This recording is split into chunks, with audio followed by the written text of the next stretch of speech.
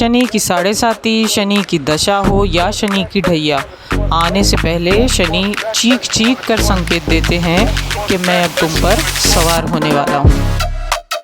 Hello everyone, Salam, Namaste. I welcome you all to my channel. Please do like, share and subscribe to my channel and press the notification icon if you like what I do. Thank you. जब शनि अच्छे होते हैं तब इंसान को विनम्र बना देते हैं, हम्बल बना देते हैं। ऐसा इंसान चाहे वो कितने भी बड़े पद पर क्यों ना हो, वो अपने से छोटे लेवल के कर्मचारियों से बहुत ही मोहब्बत और इज़्ज़त से पेश आता है।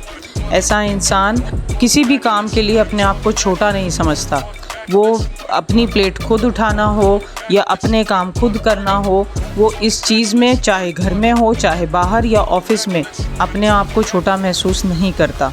शनि स्वयं सेवक है और जब शनि अच्छा होता है तो वो अपने सेवकों के साथ में व्यवहार बहुत ही विनम्र बना देता है और यही विनम्रता इंसान को लाइफ में आगे लेकर जाती है और उसे विनर बना देती है। जिन लोगों के शनि अच्छा होता है उनको बचपन से नौकर का सुख मिलता है।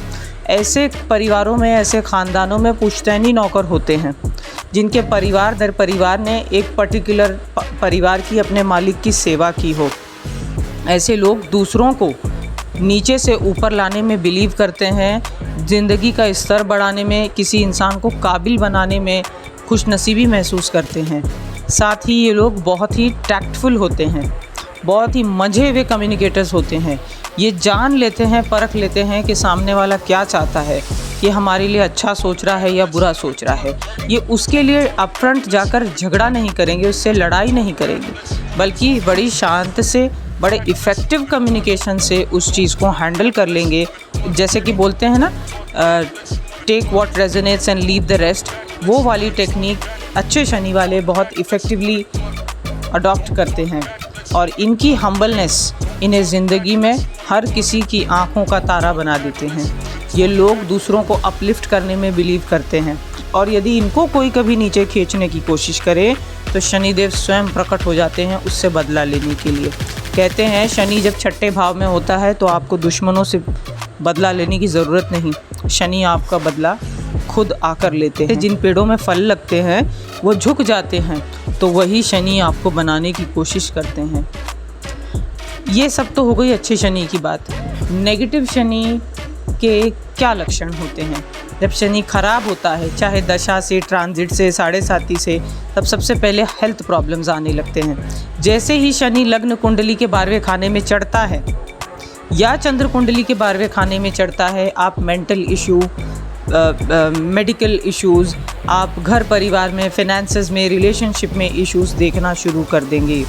सबसे सिंपल और क्लियर इंडिकेटर होता है कि बॉडी की आभा ख़राब हो जाती है, अंदर से शरीर काला पड़ने लगता है, आपकी जो चमक थी, रौनक थी, वो कम हो जाती है। एक धूप से कालापन आता है, सनबर्न आता है, नॉर्मल कंडीशन में हम उसकी बात नहीं कर रहे हैं। ये ऐसे काले दाग धब्बे होंगे जो आप सोच रहे होंगे कि कल तक तो नहीं थे, आज अचानक कहाँ से आ गए, और आप इनका कितना ट्रीटमेंट कीजिए ये ठीक नहीं होंगे। दूसरी चीज़, शनि जिस ग्रह के साथ में आपकी कुंडली में बैठा हो उस ग्रह की उंगली को पीड़ित कर देता है, उसमें नेल इन्फेक्शन दिखने लगेगा। यदि सूर्य के साथ है तो सूर्य की यानी रिंग फिंगर ख़राब होगी। जब शनि बहुत ख़राब होता है तब स्वयं की मिडिल फिंगर यानी मध्यमा जो होती है उसको ख़राब कर देता है। हाथ के पंजे, हाथ के नाखूनों के पास के घेरे, सब कुछ काला पड़ने लगता है, नेल इन्फेक्शन होने लगता है। शनि घुटनों के नीचे का पैर है तो पैर खराब होने लगेंगे। सबसे बड़ा इंडिकेटर, चप्पल बार बार टूटने लगेंगी, जूते खुलने लगेंगे। आप उनको बनवाओगे, सिलवाओगे, वो बार बार टूटेंगे। आप नया खरीदने जाओगे, आपकी पसंद का नहीं मिलेगा, आपके माप का नहीं मिलेगा। ये सबसे बड़ा लक्षण है शनि के ख़राब होने का या साढ़े साती के चढ़ने का। चढ़ती हुई साढ़े साती पैरों के चप्पल नसीब नहीं होने देती, अच्छे जूते नसीब नहीं होने देती है। ऐसे में एक सबसे बड़ी कमी जो सामने आती है वो ये है कि बुद्धि भ्रष्ट होने लगती है। शरीर में इतनी पीड़ा होती है कि दिमाग काम करना बंद कर देता है, हड्डियां दुखने लगती हैं, जॉइंट्स दुखने लगते हैं। शनि बॉडी के जॉइंट्स का कारक है और नसों का कारक है, तो सूर्य को पीड़ित करता है, मंगल को पीड़ित करता है। अगर उसके साथ में बैठा है कुंडली में, नर्व पेन आपको एक्सट्रीम होने लगेगा। जो नी रिप्लेसमेंट सर्जरी होती है वो मंगल और शनि के बैड इफ़ेक्ट, नेगेटिव कॉम्बिनेशन की वजह से होती है। कैंसर भी सैटर्न, मंगल और जुपिटर के साथ में ख़राब हो जाने की वजह से कैंसर होता है। और सबसे बड़ा इंडिकेटर होता है, जैसे मैंने बताया कि शनि नस के कारक होते हैं, तो पार्किंसन डिजीज़, डिमेंशिया, इस तरह की याददाश्त से रिलेटेड जो बीमारियां होती हैं, नसों से रिलेटेड जो बीमारियां होती हैं, ये ख़राब होने लगती है। ऐसे में यदि आपने पूरे जीवन भर की कमाई लगा के घर बनाना शुरू किया है तो आपकी दीवारें खड़ी हो जाएगी, बट छत बनने से पहले कोई ना कोई रुकावट आ जाएगी, पैसे ख़त्म हो जाएंगे, कोई लीगल लिमिटेशंस आ जाएंगी, कुछ ना कुछ हो जाएगा। और अगर घर एग्जिस्टिंग है तो इसमें सीलन लगना शुरू होगी, अंदर से सरिया सड़ना शुरू होगा, क्योंकि लोहा ही शनि है। ये सारे क्लियर इंडिकेटर्स होते हैं जब शनि खराब होने लगता है। अब इम्पॉर्टेंट बात यह है कि इसकी रेमेडी क्या कर सकते हैं, कैसे हम इन चीज़ों से अपने आप को कुछ हद तक बचा सकते हैं। 100% रेमेडी किसी चीज़ की नहीं होती, और जो ऐसा बोलता है वो आपको बेवकूफ़ बनाता है। ये हम सभी को समझना चाहिए। हम सब कुछ कर्म करके आए हैं और उनको हमें भोगना है, इसीलिए शनि की दशा आती है। तो सबसे पहले सत्य को एक्सेप्ट करना बहुत ज़रूरी होता है। ऐसे समय में इंसान की बुद्धि भ्रष्ट हो जाती है और उसे कोई सही उपाय बताता है तो भी वह नहीं करना चाहता। उसके दिमाग में एक बात बैठ जाती है कि ये करने से क्या ही हो जाएगा, इसको कर लेने से क्या ही बदल जाएगा। बट फिर भी हमें उसे कन्विंस करना चाहिए और हेल्प करने की कोशिश करना चाहिए। फर्स्ट रेमेडी जो मैं आपको आज यहाँ पर बताना चाहूँगी शनि को शांत करने के लिए, वो ये है कि आप एक जो हमारा प्राचीन सिस्टम है इंडिया में कि घर की पहली रोटी गाय को, कुत्ते को और कौवे को दी जाए, उसको फॉलो करना शुरू कीजिए। इससे सिर्फ शनि नहीं, बाकी सारे ग्रह के एलिमेंट्स भी शांत होते हैं, एक इक्विलिब्रियम, एक बैलेंस में आते हैं। तो पहली रोटी घर की जो है उसमें से आधी रोटी निकाल कर गाय को दे दीजिए और बाकी आधी में से कौवे को और कुत्ते को दे दीजिए। याद रहे कि गाय को कभी भी झूठी रोटी नहीं देना चाहिए। गाय को रोटी देने से आपका वीनस भी और बृहस्पति भी बहुत स्ट्रांग होता है, जो शनि की और राहु की, केतु की नेगेटिविटी को बैलेंस करने में, कम करने में काम आता है। सेकंड रेमेडी जो मैं आपको बताऊंगी वो बहुत सिंपल है कि एक थोड़ा सा पानी ले लीजिए ग्लास में, उसमें 2-3 चम्मच कच्चा दूध और थोड़ा सा शक्कर डालकर या मिश्री डालकर उस पानी को बरगद की जड़ में, बैनियन ट्री की रूट्स में, जड़ में जाकर चढ़ाइए। इसको आप रोज़ करोगे तो बहुत अच्छा, और यदि रोज़ नहीं कर सकते तो आप कम से कम इसे सैटरडे ज़रूर नियम के तौर पर कीजिए। इससे शनि बहुत शांत हो जाएगा। और एक थर्ड रेमेडी जो मैं आपको बताऊंगी वो ये है कि चाहे आप किस भी धर्म को फॉलो करते हो, आप क्रिश्चियन हो, हिंदू हो, मुस्लिम हो, सिख हो, ईसाई हो, कोई भी हो, आप जो आपका रिलीजियस प्लेस है, जो होली प्लेस है, आपका टेंपल है, मस्जिद है, चर्च है, गुरुद्वारा है, यहाँ पर सैटरडे के दिन एंड गुरुवार के दिन आप शक्कर के साथ में मिश्री जो होती है, चावल के साथ में जो मिश्री होती है, किसी भी तरह का मिष्ठान जो है, तो चावल मुरमुरा होता है और इस तरह की जो शक्कर पारे या जो मिश्री हमें मिलती है ये ले लीजिए।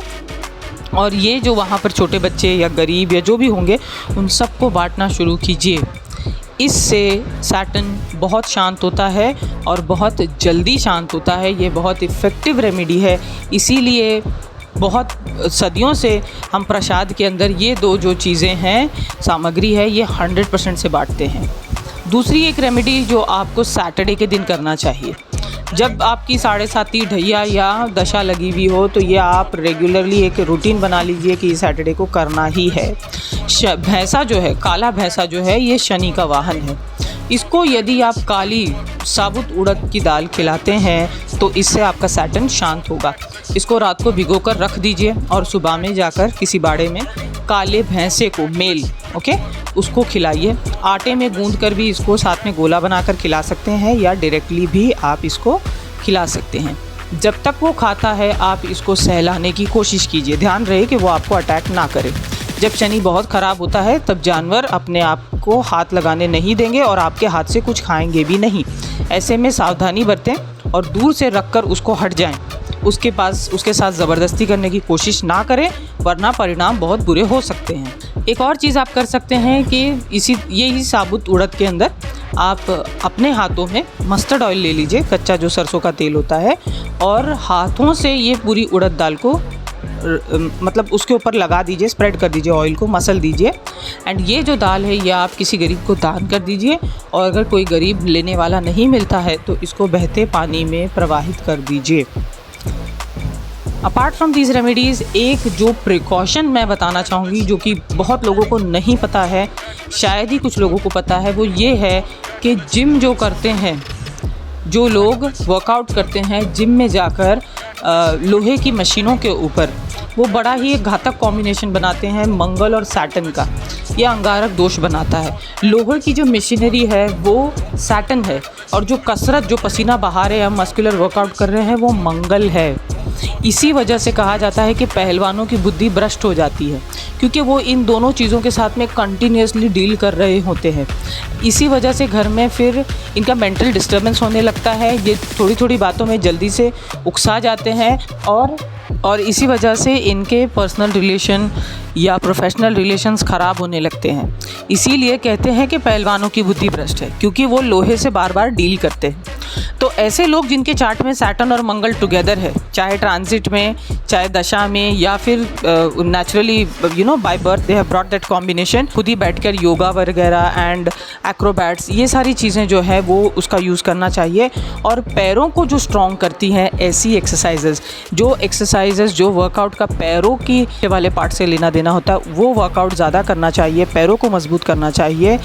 आप जितनी मेहनत अपने पैरों से करवाओगे, जितना ज़्यादा चलोगे, उतना शनि हल्का होगा, क्योंकि आपके घुटनों के नीचे का पैर ही शनि है। तो आप मेहनत कीजिए और आपकी शनि के जो भी तत्व आप लेकर आए हैं उसे चुका दीजिए, मेहनत करके उसको ख़त्म कर दीजिए आप। एक और बड़ी इंपॉर्टेंट रेमेडी जो राजा महाराजा करते थे वो थी मस्टर्ड ऑयल से फुल बॉडी मसाज। अगर आप सूर्योदय से पहले उठकर पूरे तेल अपने शरीर पर उठकर मस्टर्ड ऑयल, सरसों के तेल की मालिश कर लें, और सूर्योदय से पहले ही 1 घंटा पहले या सूर्योदय से पहले आप नहा लें, तो इससे ज़्यादा शनि को हल्का करने वाला काम और कुछ नहीं। पर्टिकुलरली आप ये चीज़ जो है सैटरडे और संडे 2 दिन रेगुलर कीजिए। इससे आपके शनि में और आपकी जो पनौती होती है, यानी जो रुकावट लगती है ज़िंदगी में शनि के भारी होने की वजह से, उसमें बहुत मेजर कमी आ जाएगी और आपको नोटिसेबल डिफरेंस दिखेंगे। और गाइस, ये जितनी रेमेडी बताई मैंने, ये सब कुछ आचरण में है। ये ऐसा नहीं है कि आपको कोई चीज़ बैठ के करनी है या बड़े बड़े अनुष्ठान करने हैं या बड़े बड़े इसमें पैसे लगेगा, ये सारी चीज़ें नहीं है। ये सारी वो चीज़ें हैं जो हम अपने डेली रूटीन में लाकर अपनी ज़िंदगी को बहुत बेहतर कर सकते हैं। सो इसको कीजिए गाइस, अपने आप को डिसिप्लिन्ड बनाइए, ऑर्गेनाइज्ड बनाइए और अपने शनि को ऑटोमेटिक शांत कर लीजिए। That's all for today, guys. I hope what I said made sense to you. I'll be back with another topic. Till then, please do like, share and subscribe to my channel if you liked what I said. Bye-bye.